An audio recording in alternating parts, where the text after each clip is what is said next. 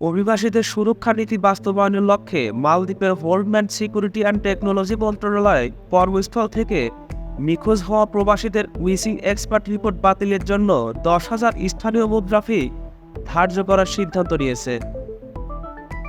বৃহস্পতিবার সরকারি গেজেটে প্রকাশ করে মন্ত্রণালয় এই ঘোষণা দেন, যা এই সপ্তাহের শুরু থেকে কার্যকর করা হয়েছে।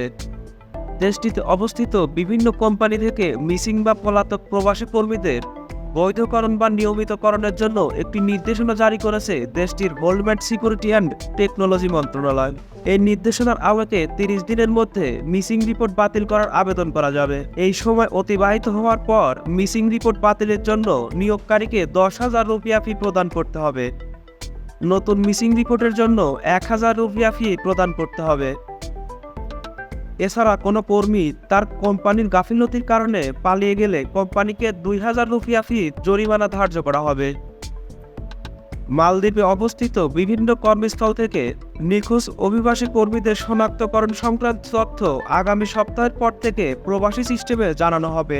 মালদ্বীপে বাংলাদেশ হাই কমিশনের স্রোত কাউন্সিলর মোহাম্মদ সোহেল পারভেজ বলেন, মিসিং রিপোর্ট বাতিলের এই সুযোগের মাধ্যমে অনিয়মিত কর্মী যারা বিভিন্ন সময় কোম্পানি থেকে পালিয়েছেন তারা মালদ্বীপ সরকারের নিয়মিতকরণ প্রক্রিয়ার আওতায় বৈধ হওয়ার সুযোগ পাবেন।